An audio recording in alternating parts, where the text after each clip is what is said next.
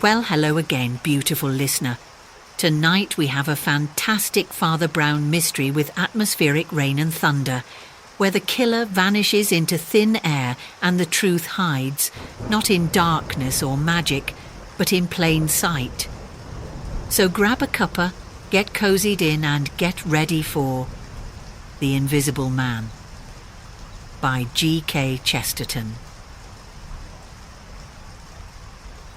In the cool blue twilight of two steep streets in Camden Town, the shop at the corner, a confectioner's, glowed like the butt of a cigar.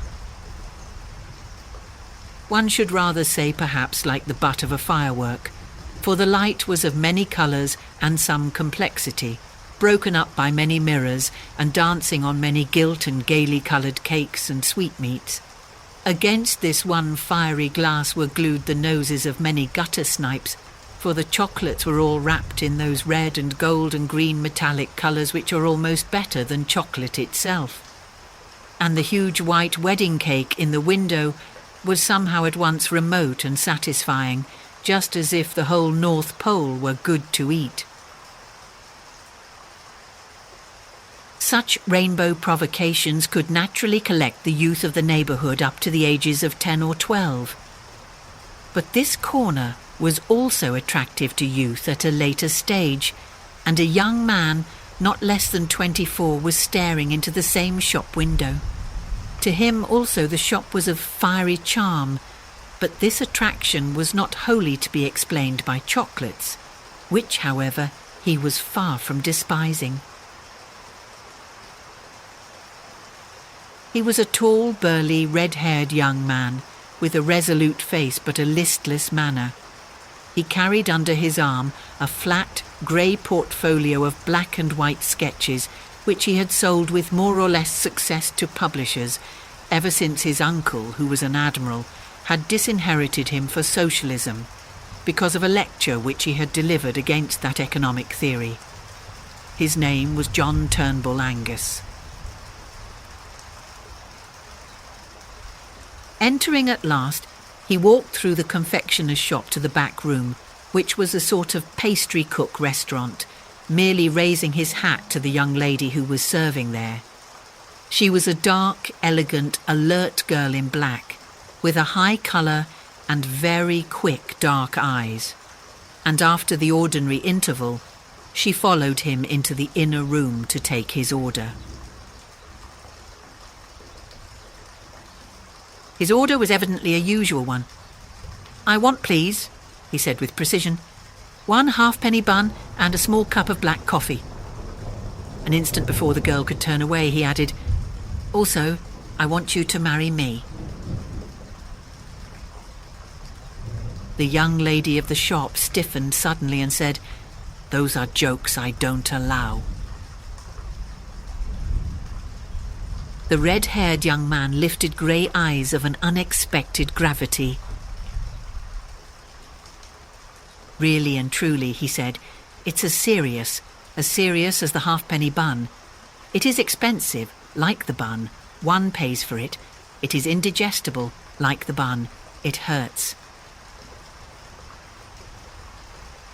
The dark young lady had never taken her dark eyes off him, but seemed to be studying him with almost tragic exactitude. At the end of her scrutiny she had something like the shadow of a smile, and she sat down in a chair. "Don't you think," observed Angus absently, "that it's rather cruel to eat these halfpenny buns? They might grow up into penny buns. I shall give up these brutal sports when we are married." The dark young lady rose from her chair and walked to the window, evidently in a state of strong but not unsympathetic cogitation. When at last she swung round again with an air of resolution, she was bewildered to observe that the young man was carefully laying out on the table various objects from the shop window. They included a pyramid of highly coloured sweets, several plates of sandwiches, and the 2 decanters containing that mysterious port and sherry which are peculiar to pastry cooks. In the middle of this neat arrangement, he had carefully let down the enormous load of white sugared cake, which had been the huge ornament of the window. "What on earth are you doing?" she asked. "Duty, my dear Laura," he began. "Oh, for the Lord's sake, stop a minute," she cried. "And don't talk to me in that way. I mean, what is all that?" "A ceremonial meal, Miss Hope." "And what is that?" she asked impatiently, pointing to the mountain of sugar. "The wedding cake, Mrs. Angus," he said. The girl marched to that article, removed it with some clatter, and put it back in the shop window. She then returned, and, putting her elegant elbows on the table, regarded the young man not unfavourably, but with considerable exasperation. "You don't give me any time to think," she said. "I'm not such a fool," he answered. "That's my Christian humility." She was still looking at him, but she had grown considerably graver behind the smile. "Mr. Angus," she said steadily, "before there is a minute more of this nonsense, I must tell you something about myself as shortly as I can." "Delighted," replied Angus gravely. "You might tell me something about myself too, while you are about it." "Oh, do hold your tongue and listen," she said. "It's nothing that I'm ashamed of, and it isn't even anything that I'm specially sorry about. But what would you say if there were something that is no business of mine and yet is my nightmare?" "In that case," said the man seriously, "I should suggest that you bring back the cake."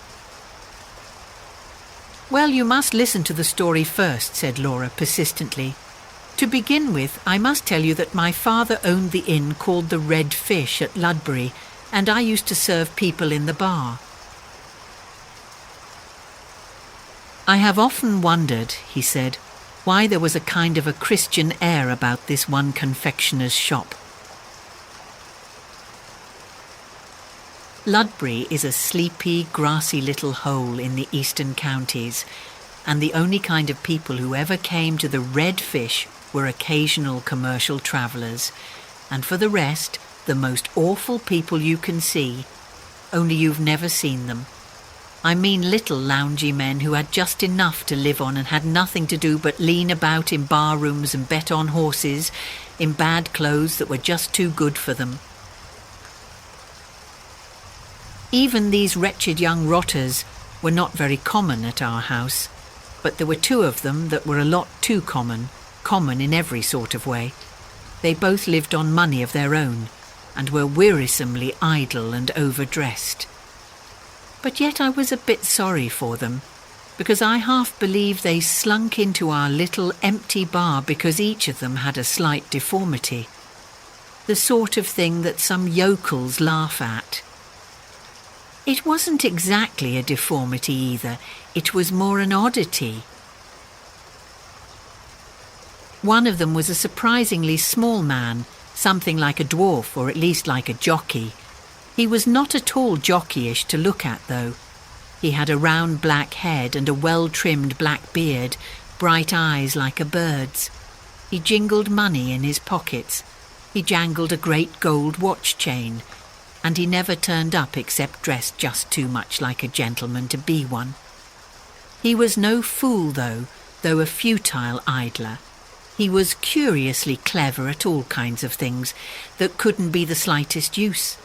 A sort of impromptu conjuring, making 15 matches set fire to each other like a regular firework, or cutting a banana or some such thing into a dancing doll. His name was Isidore Smythe, and I can see him still with his little dark face, just coming up to the counter, making a jumping kangaroo out of 5 cigars.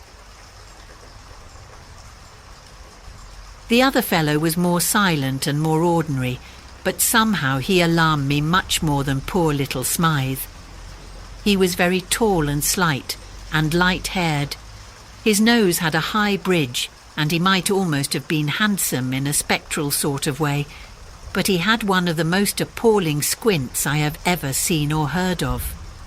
When he looked straight at you, you didn't know where you were yourself, let alone what he was looking at.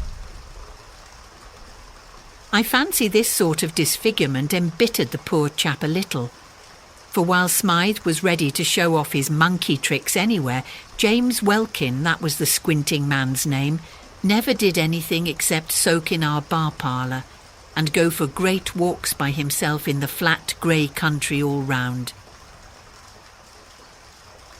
All the same, I think Smythe too was a little sensitive about being so small, though he carried it off more smartly. And so it was that I was really puzzled, as well as startled, and very sorry, when they both offered to marry me in the same week. Well, I did what I've since thought was perhaps a silly thing. But after all, these freaks were my friends in a way, and I had a horror of their thinking I refused them for the real reason, which was that they were so impossibly ugly. So I made up some gas of another sort about never meaning to marry anyone who hadn't carved his way in the world.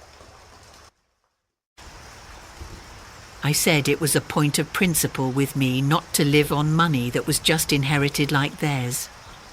2 days after I had talked in this well-meaning sort of way, the whole trouble began. The first thing I heard was that both of them had gone off to seek their fortunes, as if they were in some silly fairy tale. Well, I've never seen either of them from that day to this. But I've had 2 letters from the little man called Smythe, and really they were rather exciting. Ever heard of the other man? Asked Angus. No, he never wrote, said the girl after an instant's hesitation. Smythe's first letter was simply to say that he had started out walking with Welkin to London, but Welkin was such a good walker that the little man dropped out of it and took a rest by the roadside.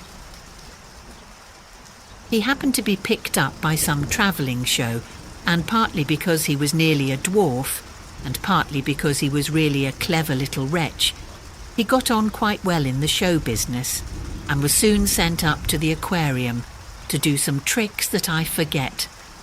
That was his first letter. His second was much more of a startler, and I only got it last week. The man called Angus emptied his coffee cup and regarded her with mild and patient eyes. Her own mouth took a slight twist of laughter as she resumed, I suppose you've seen on the hoardings all about this Smythe silent service? Or you must be the only person that hasn't. Oh, I don't know much about it. It's some clockwork invention for doing all the housework by machinery. You know the sort of thing. Press a button, a butler who never drinks. Turn a handle, 10 housemaids who never flirt. You must have seen the advertisements.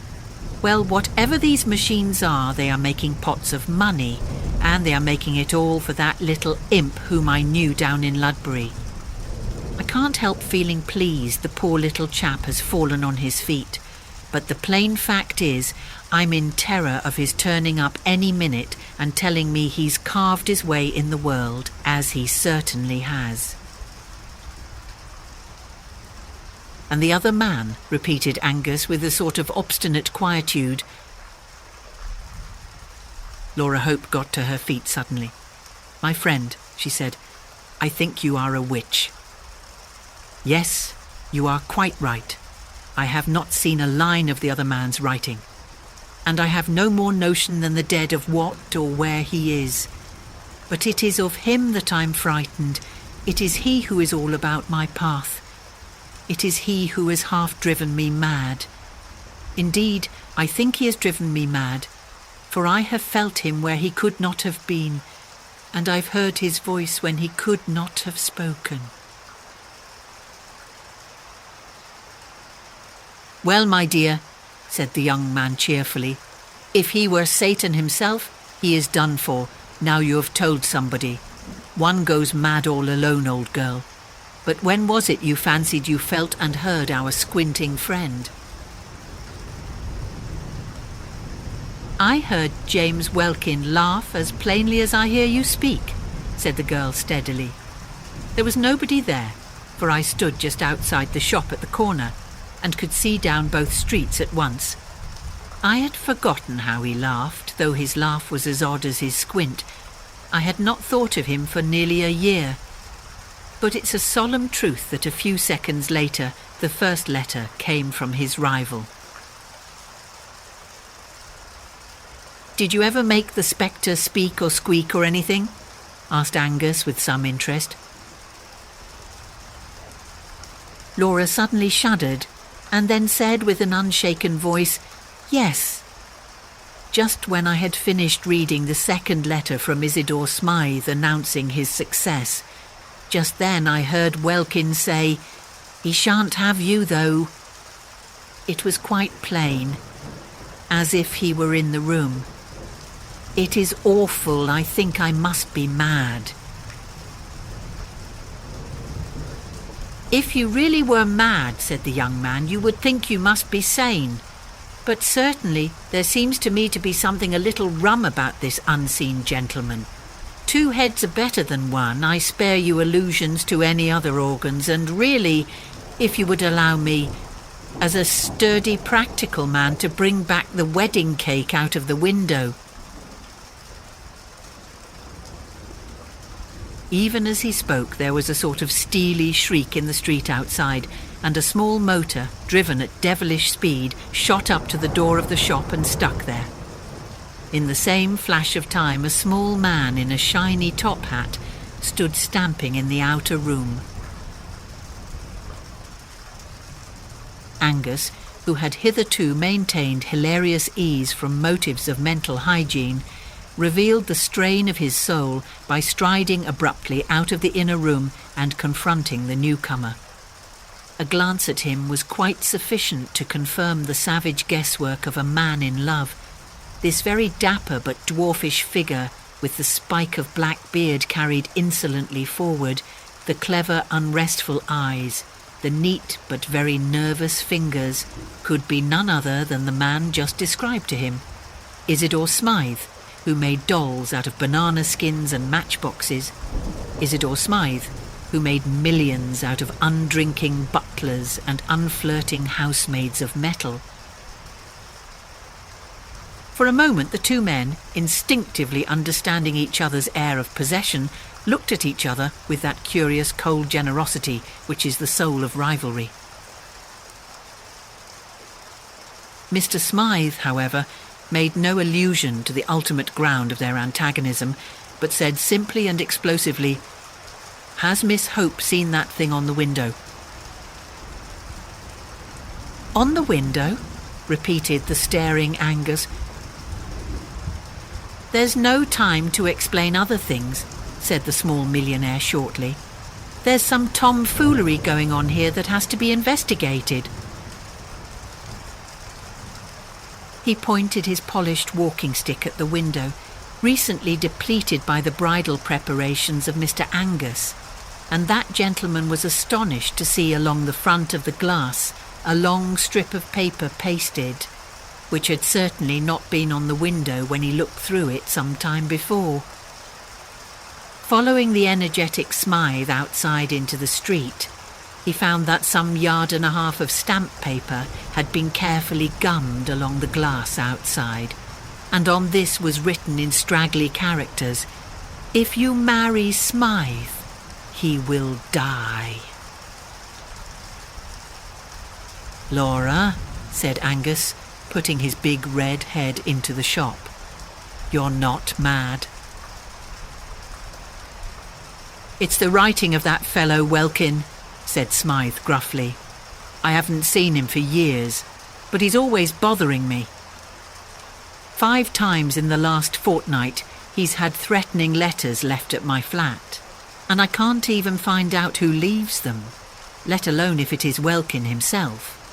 The porter of the flat swears that no suspicious characters have been seen, and here he has pasted up a sort of dado on a public shop window, while the people in the shop—" "Quite so," said Angus modestly, "while the people in the shop were having tea.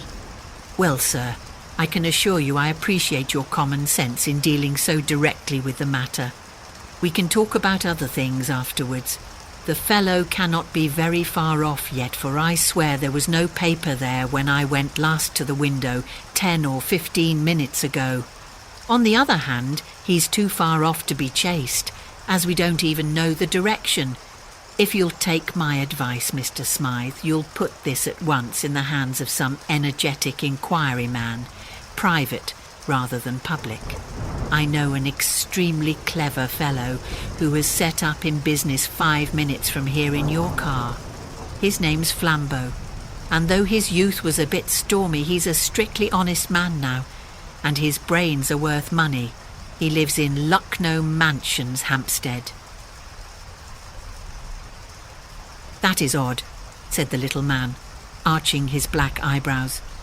"I live myself in Himalaya Mansions, round the corner. Perhaps you might care to come with me. I can go to my rooms and sort out these queer Welkin documents, while you run round and get your friend the detective." "You are very good," said Angus politely. "Well, the sooner we act, the better." Both men, with a queer kind of impromptu fairness, took the same sort of formal farewell of the lady, and both jumped into the brisk little car. As Smythe took the handles and they turned the great corner of the street, Angus was amused to see a gigantesque poster of Smythe's Silent Service, with a picture of a huge headless iron doll carrying a saucepan with the legend, "A cook who is never cross." "I use them in my own flat," said the little black-bearded man, laughing, "partly for advertisements and partly for real convenience.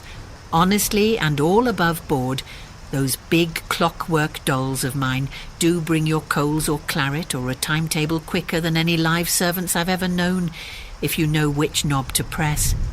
But I'll never deny, between ourselves, that such servants have their disadvantages too." "Indeed," said Angus. "Is there something they can't do?" "Yes," replied Smythe coolly. "They can't tell me who left those threatening letters at my flat." The man's motor was small and swift like himself. In fact, like his domestic service, it was of his own invention. If he was an advertising quack, he was one who believed in his own wares. The sense of something tiny and flying was accentuated as they swept up long white curves of road in the dead but open daylight of evening. Soon the white curves came sharper and dizzier. They were upon ascending spirals, as they say in the modern religions, for indeed they were cresting a corner of London which is almost as precipitous as Edinburgh, if not quite so picturesque. Terrace rose above terrace, and the special tower of flats they sought rose above them all to almost Egyptian height, gilt by the level sunset. The change, as they turned the corner and entered the crescent known as Himalaya Mansions, was as abrupt as the opening of a window, for they found that pile of flats sitting above London as above a green sea of slate. Opposite to the mansions, on the other side of the gravel crescent, was a bushy enclosure more like a steep hedge or dyke than a garden, and some way below that ran a strip of artificial water, a sort of canal, like the moat of that embowered fortress. As the car swept round the crescent, it passed at one corner, the stray stall of a man selling chestnuts, and right away at the other end of the curve, Angus could see a dim blue policeman walking slowly. These were the only human shapes in that high suburban solitude, but he had an irrational sense that they expressed the speechless poetry of London. He felt as if they were figures in a story. The little car shot up to the right house like a bullet and shot out its owner like a bombshell. He was immediately inquiring of a tall commissionaire in shining braid and a short porter in shirt sleeves whether anybody or anything had been seeking his apartments. He was assured that nobody and nothing had passed these officials since his last inquiries. Whereupon he and the slightly bewildered Angus were shot up in the lift like a rocket till they reached the top floor. "Just come in for a minute," said the breathless Smythe. "I want to show you those Welkin letters. Then you might run round the corner and fetch your friend." He pressed a button concealed in the wall, and the door opened of itself. It opened on a long, commodious anteroom, of which the only arresting features, ordinarily speaking, were the rows of tall, half-human mechanical figures that stood up on both sides like tailors' dummies. Like tailors' dummies, they were headless, and like tailors' dummies, they had a handsome, unnecessary humpiness in the shoulders and a pigeon-breasted protuberance of chest. But barring this, they were not much more like a human figure than any automatic machine at a station that is about the human height. They had two great hooks-like arms for carrying trays, and they were painted pea green, or vermilion, or black for convenience of distinction. In every other way they were only automatic machines, and nobody would have looked twice at them. On this occasion, at least, nobody did. For between the two rows of these domestic dummies lay something more interesting than most of the mechanics of the world. It was a white, tattered scrap of paper scrawled with red ink, and the agile inventor had snatched it up almost as soon as the door flew open. He handed it to Angus without a word. The red ink on it actually was not dry, and the message ran, "If you have been to see her today, I shall kill you." There was a short silence, and then Isidore Smythe said quietly, "Would you like a little whiskey?" "I rather feel as if I should." "Thank you, I should like a little flambeau," said Angus gloomily. "This business seems to me to be getting rather grave. I'm going round at once to fetch him." "Right you are," said the other, with admirable cheerfulness. "Bring him round here as quick as you can." But as Angus closed the front door behind him, he saw Smythe push back a button, and one of the clockwork images glided from its place and slid along a groove in the floor, carrying a tray with siphon and decanter. There did seem something a trifle weird about leaving the little man alone among those dead servants who were coming to life as the door closed. 6 steps down from Smythe's landing, the man in shirt sleeves was doing something with a pail. Angus stopped to extract a promise, fortified with a prospective bribe, that he would remain in that place until the return with the detective, and would keep count of any kind of stranger coming up those stairs. Dashing down to the front hall, he then laid similar charges of vigilance on the commissionaire at the front door, from whom he learned the simplifying circumstances that there was no back door. Not content with this, he captured the floating policeman and induced him to stand opposite the entrance and watch it, and finally paused an instant for a pennyworth of chestnuts and an inquiry as to the probable length of the merchant's stay in the neighbourhood. The chestnut seller, turning up the collar of his coat, told him he should probably be moving shortly, as he thought it was going to snow. Indeed, the evening was growing grey and bitter, but Angus, with all his eloquence, proceeded to nail the chestnut man to his post. Keep yourself warm on your own chestnuts, he said earnestly. Eat up your whole stock. I'll make it worth your while. I'll give you a sovereign if you'll wait here till I come back, and then tell me whether any man, woman or child has gone into that house where the commissionaire is standing. He then walked away smartly, with a last look at the besieged tower. I've made a ring round that room anyhow, he said. They can't all 4 of them be Mr. Welkin's accomplices. Lucknow mansions were, so to speak, on a lower platform of that hill of houses, of which Himalaya mansions might be called the peak. Mr. Flambeau's semi-official flat was on the ground floor, and presented in every way a marked contrast to the American machinery and cold hotel-like luxury of the flat of the silent service. Flambeau, who was a friend of Angus, received him in a rococo artistic den behind his office, of which the ornaments were sabres, harquebuses, Eastern curiosities, flasks of Italian wine, savage cooking pots, a plumy Persian cat, and a small dusty-looking Roman Catholic priest who looked particularly out of place. "This is my friend Father Brown," said Flambeau. "I've often wanted you to meet him. Splendid weather this, a little cold for southerners like me." "Yes, I think it will keep clear," said Angus, sitting down on a violet-striped Eastern ottoman. "No," said the priest quietly, "it has begun to snow." And indeed, as he spoke, the first few flakes foreseen by the man of chestnuts began to drift across the darkening window pane. "Well," said Angus heavily, "I'm afraid I've come on business, and rather jumpy business at that.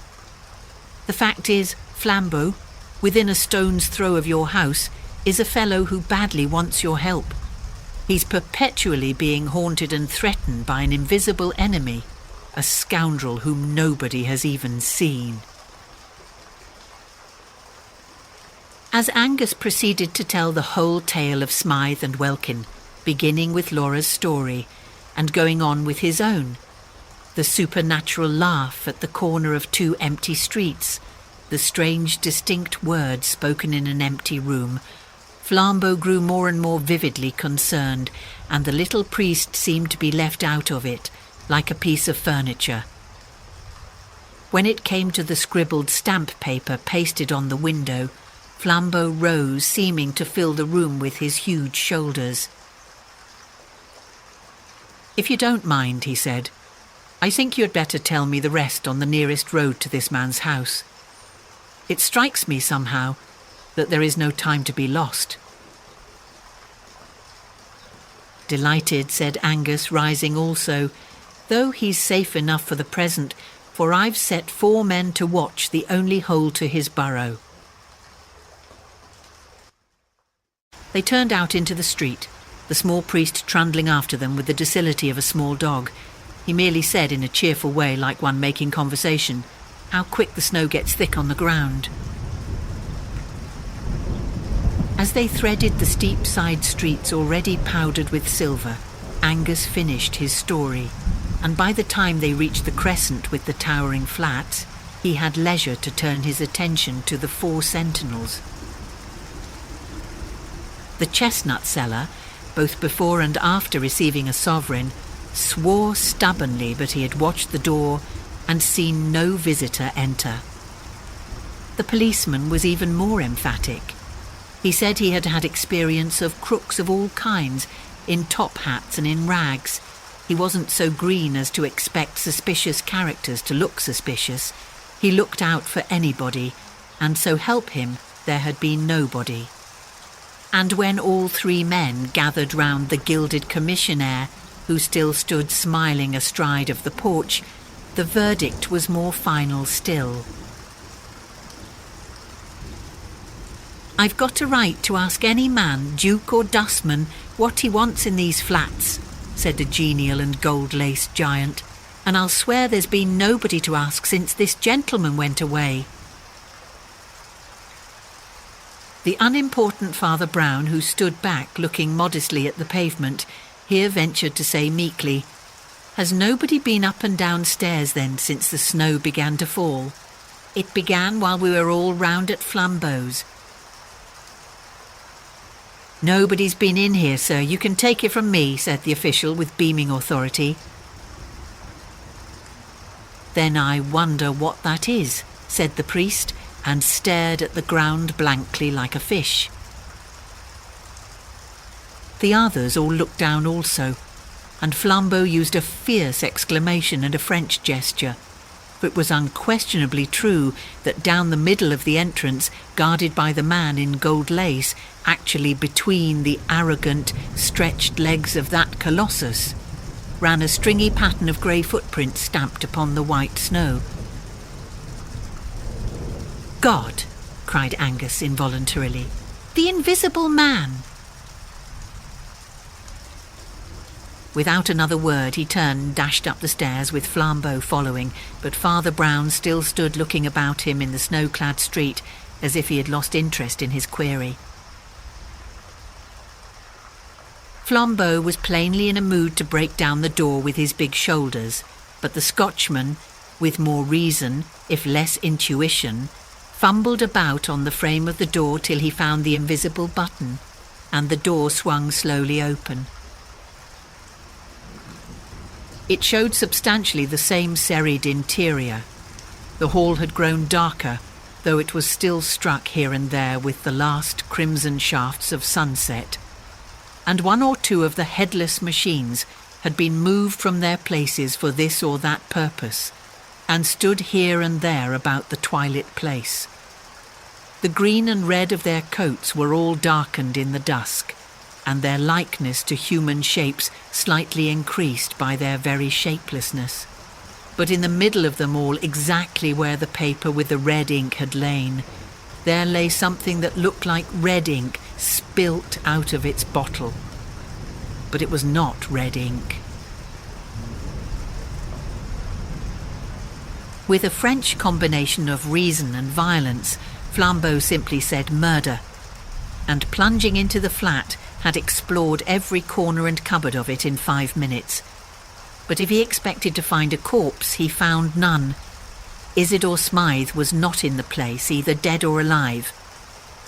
After the most tearing search, the two men met each other in the outer hall, with streaming faces and staring eyes.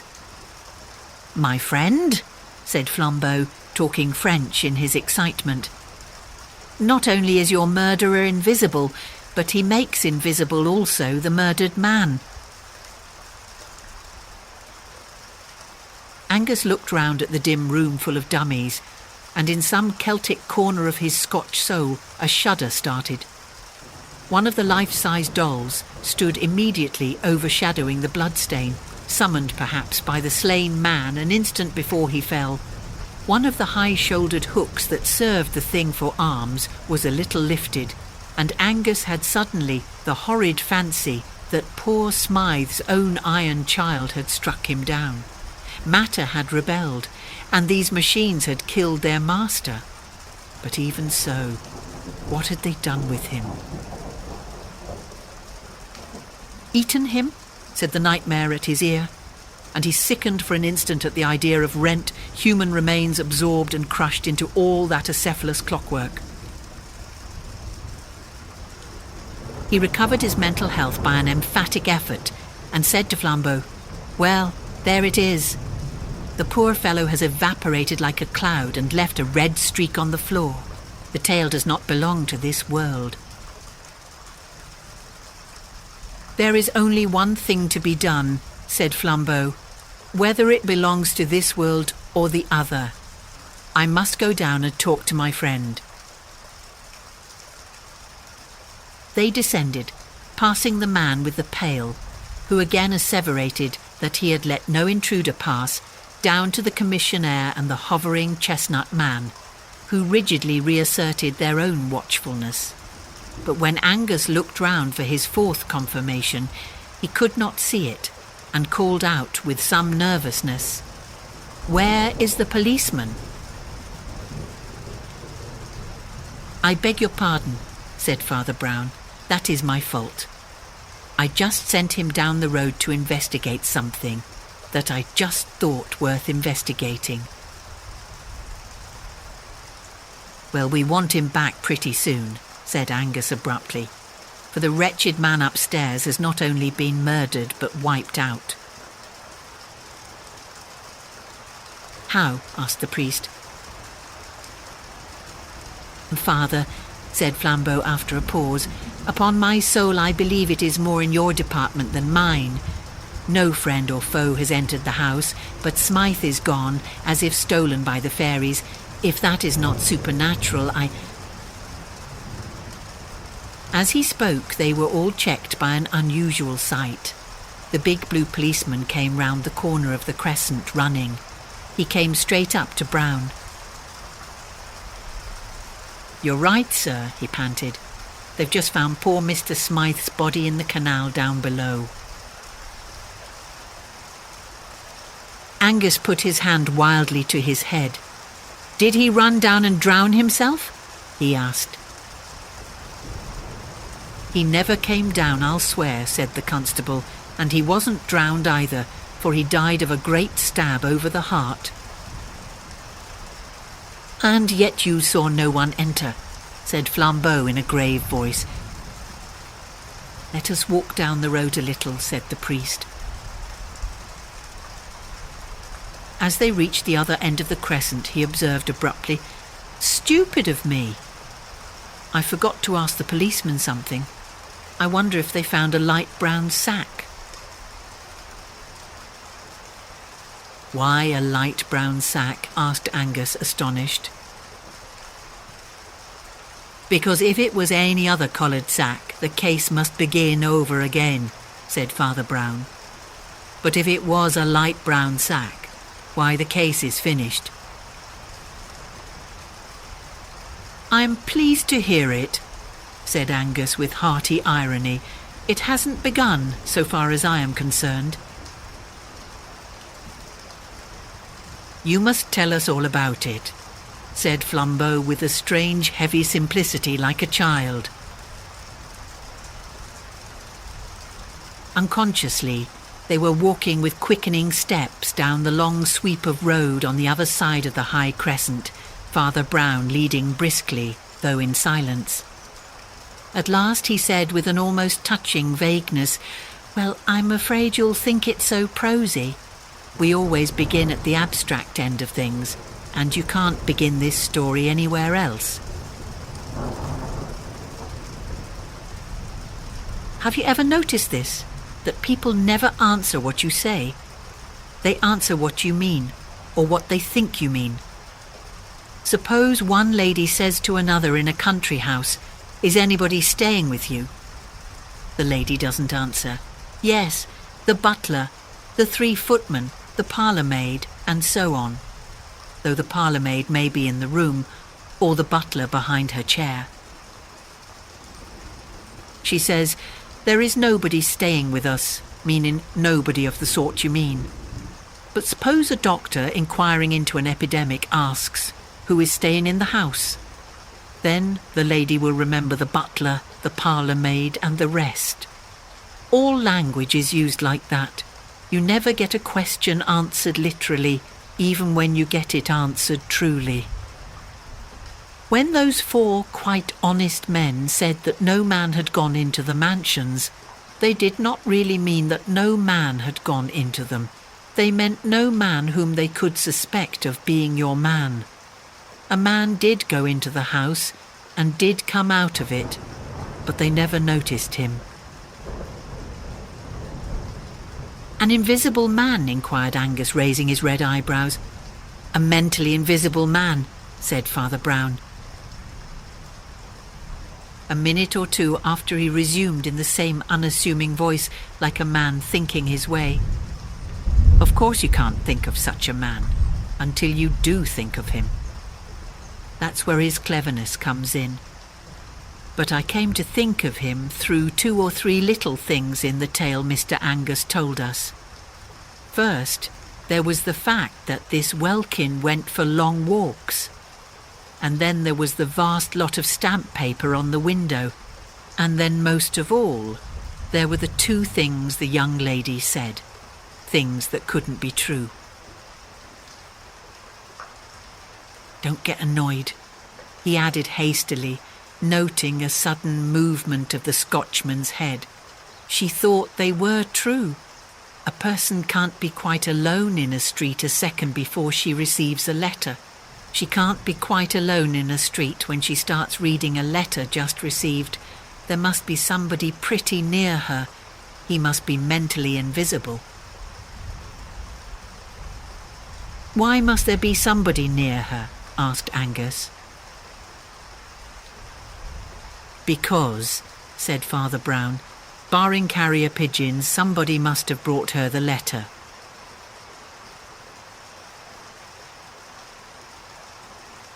"Do you really mean to say," asked Flambeau with energy, "that Welkin carried his rival's letters to his lady?"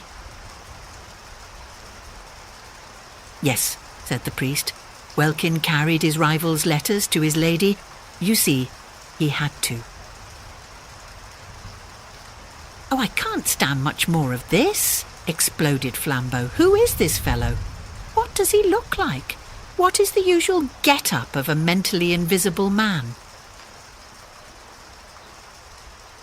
"He is dressed rather handsomely in red, blue and gold," replied the priest promptly with precision.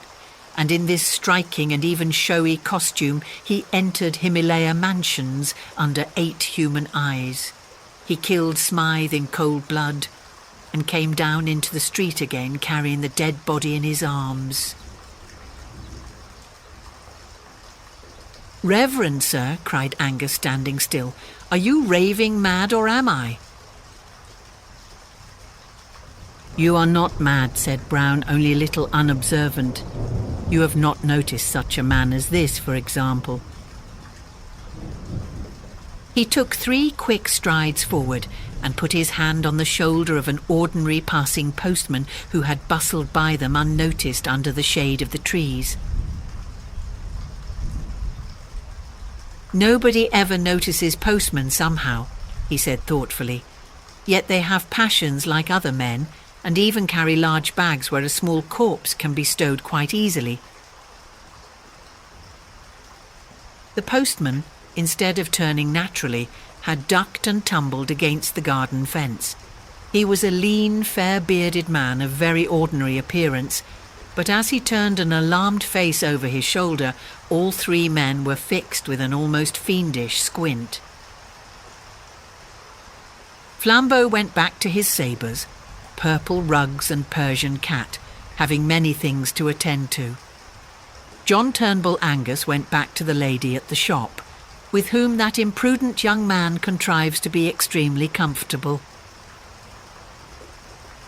But Father Brown walked those snow-covered hills under the stars for many hours with a murderer, and what they said to each other will never be known.